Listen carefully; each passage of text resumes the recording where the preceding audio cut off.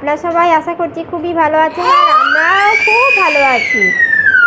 আর কালকে তো নীলের উপোস গিয়েছিল, তো নীলের উপোসে তো আমি সম্পূর্ণ উপোস করেছি। খুবই শরীরটা খারাপ লাগছে এই জন্য। আর যেহেতু নীলের উপোসে তো আর কিছু খাওয়া যায় না। ওই সকালবেলা কিছু না, সকালবেলা একটু জল খেতে হয়। ঘুম থেকে উঠে যদি আমি একটু জল না খাই তাহলে তো শরীরটা এমনিই খারাপ হয়ে যাবে। ঘুম থেকে উঠে তো সকালবেলা সবাইকেই জল খেতে হয়। সাদা জল খেয়েছি, তারপর বাথরুম সেরে কাপড় চোপড় কেচে চা খেয়েছি। চা তো খেতেই হবে। চা না খেলে জীবনটা মানে প্রাণটা একদম চলে যাবে মনে হবে। এত সারাদিন ধরে মাথা যন্ত্রণা করবে যে মাথা ধরে যাবে, যে কি বলবো। মানে চা তো মানে খেতেই হবে। চা তার সাথে কি আর শুধু চা কি আর খাওয়া যায়? শুধু চা খেলে তো একদম অম্বলে শেষ হয়ে যাব। তার সাথে একটু বিস্কুটও খেতে হবে, তা না হলে তো অম্বল হয়ে যাবে। চা আর বিস্কুট খেয়েছি, আর কিছু নয়। কারণ আমার তো উপোস, আমি তো নীলের উপোস করেছি, তাই এখন আর কিছু খাবো না। তারপর একটু বেলায় মানে ঘন্টাখানেক বাদে একটু শরবত খেয়েছি। মানে বড্ড জল তেষ্টা পাচ্ছিল, কী করব। জল তেষ্টা পেলে জল খেতেই হবে। জল তেষ্টা পেলে জল খাবো না সেটা বললে তো হবে না, আত্মাকে তো আর কষ্ট দেওয়া যাবে না। যার জন্য একটু গ্লুকোজ গুলে খেয়েছি। শুধু জলটা খাবো, একটু গ্লুকোজ গুলে নিলাম, নিয়ে খেলাম। এই বরকে একটু গ্লুকোজ গুলে দিতে হলো, তো সেই সঙ্গে আমিও একটু গ্লুকোজ গুলে খেয়ে নিয়েছি। এ আবার কি, আর কিছু নয়। আমার তো উপোস একদম কিচ্ছু খাইনি, এইটুকুই যা। তারপর আরেকটু বেলায় একটু চা মন হচ্ছিল, কিন্তু আমি ঠাকুরকে বললাম না, মানে মনকে বললাম না, ঠাকুরের পুজো আছে, এখন চা খাবে না। মন কি শুনতে চায়? মন তো শুনতে চায় না। আর ব্রাহ্মণই বলেছে যে চা বিস্কুট খেলে কোনো দোষ হয় না। চায়ের সাথে তো শুধু খাওয়াই যায় না, চায়ের সাথে তো একটু বিস্কুট খেতেই হবে। তাই জন্য চা আর বিস্কুট একটু খেলাম। তারপর তার ঘন্টাখানেক বাদে আর কিছুই নয়, কি করতে হলো, মানে একটু জল তেষ্টা পেয়ে গেছিলো। মানে প্রচণ্ড গরম না, এত তাতের মধ্যে কি আর মানে উপোস করে শুধু গলায় থাকা যায়? এত তেষ্টা পেয়ে যাচ্ছে, তো কী করবো। শুধু জল তো আর খাওয়া যায় না, নিয়ম নেই সেটা।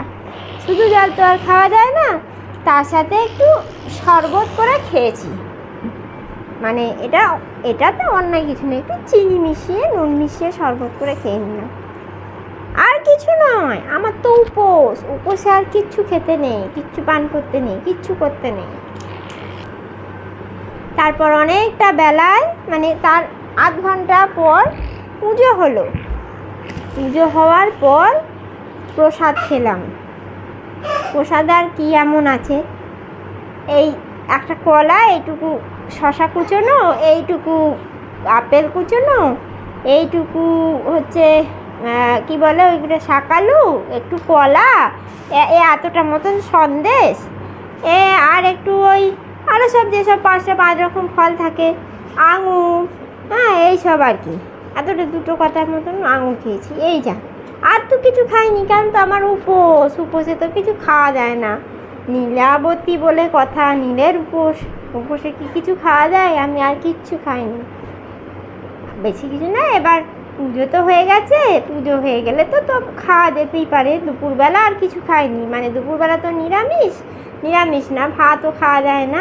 ওই 6টা-7টা লুচি করেছিলাম নিজের জন্য। লুচি, 2খান মিষ্টি, আর এতটা মতো তরকারি, আর একটুখানি 1 বাটি ডাল, আর কিছুই নয়। আমার তো উপোসে কি বেশি কিছু খেতে হয়?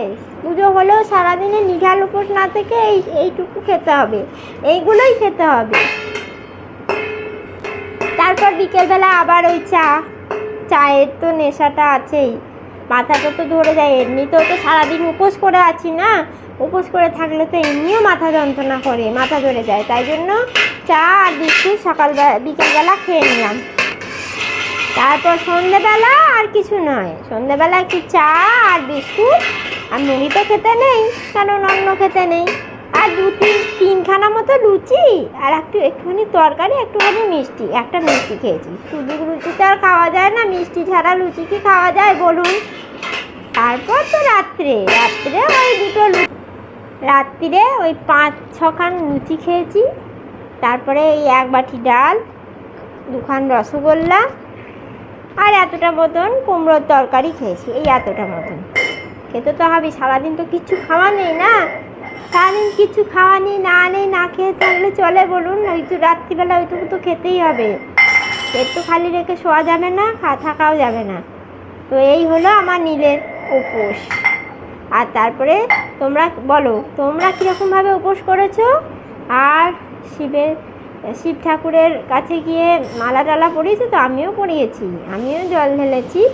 তো তোমরা কীরকমভাবে নীলের উপোস এনজয় করলে আমাকে একটু বলো, কমেন্ট করে জানাও। আর আমার ভিডিওটা ভালো লাগলে লাইক, কমেন্ট, শেয়ার করে দিও। আমার চ্যানেলটাকে প্লিজ সাবস্ক্রাইব করে দিও। হ্যাঁ, আজকের মতো tata, bye bye, good night, সবাই ভালো থেকো।